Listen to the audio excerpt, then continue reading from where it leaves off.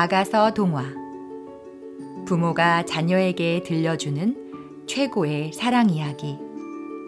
39화. 왕의 결혼식.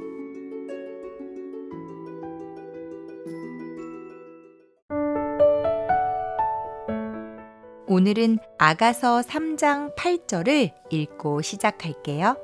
지난 화에서 아가서 7절의 이야기는 하늘의 용사와 함께 우주의 왕이신 솔로몬의 마차가 몰약과 유향의 향기를 풍기면서 연기 기둥처럼 우리를 태우러 온다는 내용이라고 했었는데 기억하나요?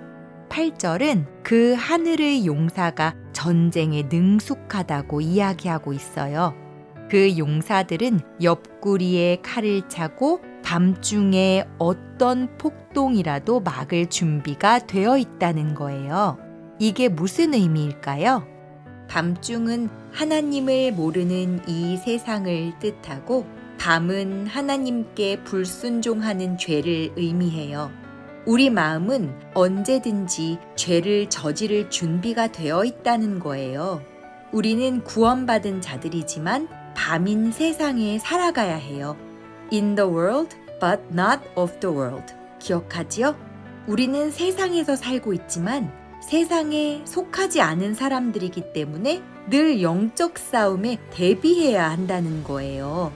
죄에 대한 벌은 사망이기 때문에 죄를 이기지 못하면 죽게 되어 있어요.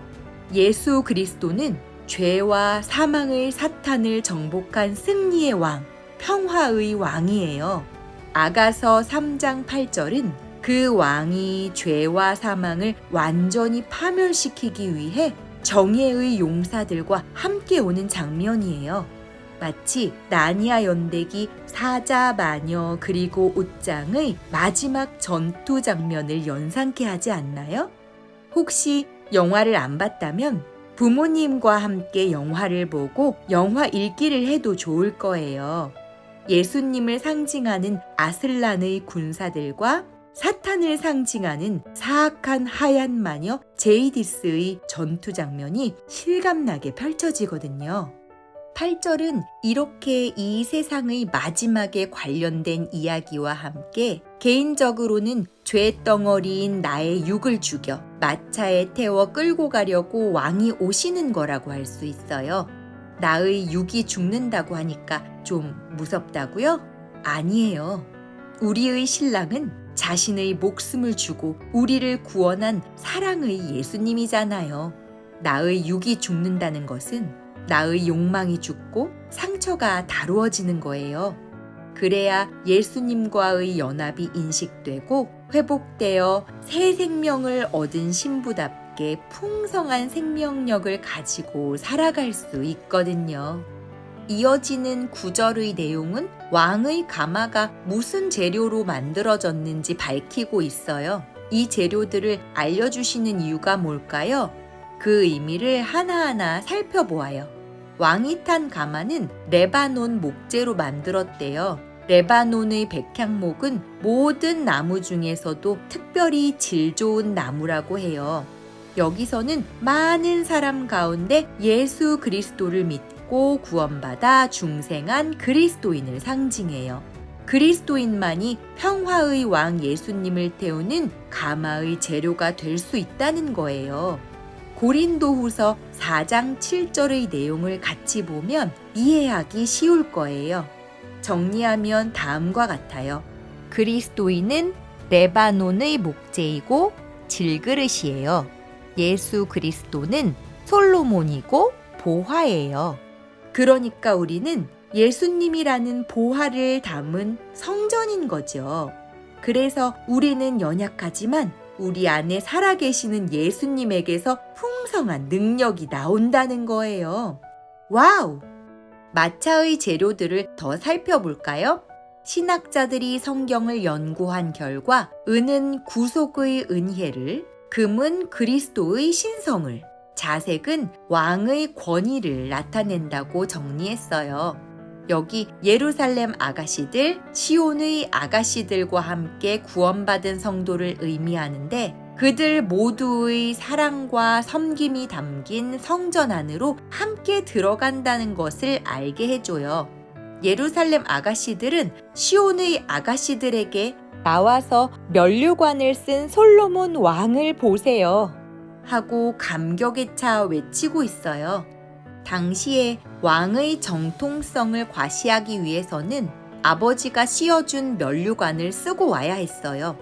역사에서 왕은 항상 아버지가 준 면류관을 쓰고 전쟁에 나가기도 하고 신하를 대하기도 했지요. 그런데 여기의 왕은 신부를 만나러 올 때 어머니가 씌워준 면류관을 쓰고 온다는 거예요.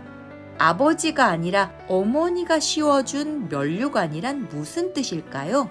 이 구절은 솔로몬의 존재에 대해 깊이 묵상해야 그 의미를 깨달을 수 있어요. 다윗과 밧세바 사이에 생긴 첫째 아들은 다윗의 죄 때문에 죽게 돼요. 그 후 둘 사이에 둘째가 태어났는데 그 아들이 솔로몬이에요. 이 솔로몬은 우리아가 죽어서 태어난 아들이라고 할 수 있어요. 그러니까 우리아가 살아 있었다면 솔로몬이 밧세바와 결혼하지 않았을 테니까 아예 태어날 수 없는 거죠. 그리고 솔로몬은 첫째 아들이 죽지 않았다면 왕이 될 수 없는 아들이에요. 당시 적자 아닌 서자가 왕위를 계승한다는 건 있을 수 없는 일이었으니까요. 그럼에도 불구하고 솔로몬이 왕위를 계승한 건 단 한 가지 이유밖에 없어요. 바로 다윗이 밧세바를 사랑했기 때문이에요. 왕이 사랑한 여인 밧세바, 그 여인의 사랑하는 아들 솔로몬. 그러므로 어머니의 덕으로 왕이 된 사람이 솔로몬이기 때문에 그 면류관은 어머니가 씌워준 면류관이란 뜻이라는 거예요. 왕이 될 자격이 없었는데 어머니로 인해 왕의 자리에 앉게 된 사람, 그는 곧 우리 모습을 상징하기도 해요. 술람미 역시 마찬가지예요. 술람미는 어떤 자격이 갖추어져서 왕비가 된 게 아니라 왕이 사랑해 주었기 때문에 왕비 자리에 앉게 된 사람이에요. 그러니까 솔로몬과 술람미의 영광이라는 게 자격 없는 자에게 부어진 하나님의 은혜인 거지요. 당연히 어머니의 면류관을 쓰고 왔다는 건 은혜의 면류관을 쓰고 왔다는 의미가 되는 거예요. 이 날이 어떤 날이라고요? 그의 결혼식 날이라고 설명하고 있어요. 결혼식 날은 유월절 구원의 날, 종말의 날, 재림의 날이라는 뜻이에요. 예수님이 재림하시는 그날이 자격 없는 우리에게 하나님의 은혜가 부어져 구원이 완성되는 주님과 우리의 결혼식 날이라는 거예요. 정말 와우네요.